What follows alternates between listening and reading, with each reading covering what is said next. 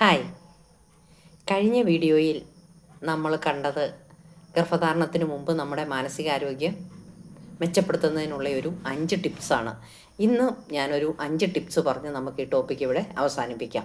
അതിൽ ഒന്നാമത്തെ പോയിന്റ് എന്ന് പറയുന്നത്, നാം ദിവസേന ധ്യാനവും അതുപോലെ തന്നെ ശ്വസന വ്യായാമങ്ങളും നമ്മുടെ നിത്യജീവിതത്തിൻ്റെ ഭാഗമാക്കുക. കാരണം പ്രാണായാമം അല്ലെങ്കിൽ മൈൻഡ്ഫുൾ മെഡിറ്റേഷൻ ഇവയൊക്കെ ചെയ്താൽ നമ്മുടെ മനസ്സിനെ നമുക്ക് പെട്ടെന്ന് കൂളാക്കാൻ സാധിക്കും. രണ്ടാമത്തെ പോയിന്റ് എന്ന് പറയുന്നത്, നമ്മൾ മനസ്സ് തുറന്ന് സംസാരിക്കുക. പ്രത്യേകിച്ച് നമ്മുടെ പാർട്ട്ണറുമായിട്ട് നമ്മുടെ ആവശ്യങ്ങൾ മനസ്സ് തുറന്ന് നമുക്ക് സംസാരിക്കാൻ കഴിയണം. അല്ലെങ്കിൽ നമ്മുടെ മാതാപിതാക്കളുമായിട്ട് നമുക്ക് സംസാരിക്കാൻ കഴിയണം. മൂന്നാമതായിട്ടുള്ള പോയിന്റ് എന്ന് പറയുന്നത്, സഹായം തേടുക.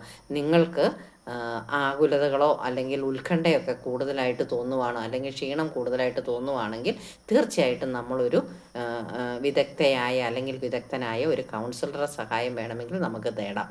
അടുത്ത പോയിന്റ് എന്ന് പറയുന്നത്, മനസ്സിന് ചാരിതാർത്ഥ്യം നൽകുന്ന അല്ലെങ്കിൽ മനസ്സിന് തൃപ്തി നൽകുന്ന പ്രവൃത്തികളിൽ നാം ഏർപ്പെടുക. അത് നമുക്ക് ചിലപ്പോൾ പെയിൻറ്റിങ് ആവാം, അല്ലെങ്കിൽ വായനയാകാം, അല്ലെങ്കിൽ മ്യൂസിക് അല്ലെങ്കിൽ പാട്ട് പാടുന്നതാവാം. ഇതിൽ ഏറ്റവും നല്ലത് നമ്മളൊരു ചെറിയ പ്രവൃത്തിയാണെങ്കിലും മറ്റുള്ളവർക്കൊരു ഹെൽപ്പ് ചെയ്യുക, അല്ലെങ്കിൽ ഒരു ചാരിറ്റി ചെയ്യുക. ഇങ്ങനെയാണെങ്കിൽ നമ്മുടെ ആത്മവിശ്വാസം നമുക്ക് കൂട്ടിയെടുക്കാൻ സാധിക്കും.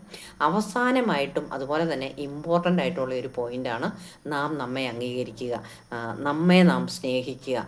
എങ്കിൽ മാത്രമേ നമുക്ക് നമ്മുടെ മാനസികാരോഗ്യം നിലനിർത്താൻ സാധിക്കുകയുള്ളൂ. അപ്പോൾ ഗർഭധാരണത്തിന് മുൻപോ അല്ലെങ്കിൽ ഗർഭിണിയായിരിക്കുന്ന അവസ്ഥയിലൊക്കെ നിങ്ങൾക്ക് എന്തെങ്കിലും മാനസികമായിട്ടുള്ള ബുദ്ധിമുട്ട് അനുഭവപ്പെടുകയാണ്, നിങ്ങൾക്കൊരു സഹായം വേണമെന്ന് തോന്നുകയാണെങ്കിൽ തീർച്ചയായിട്ടും ഈ കാണുന്ന നമ്പറിൽ ബന്ധപ്പെടാവുന്നതാണ്.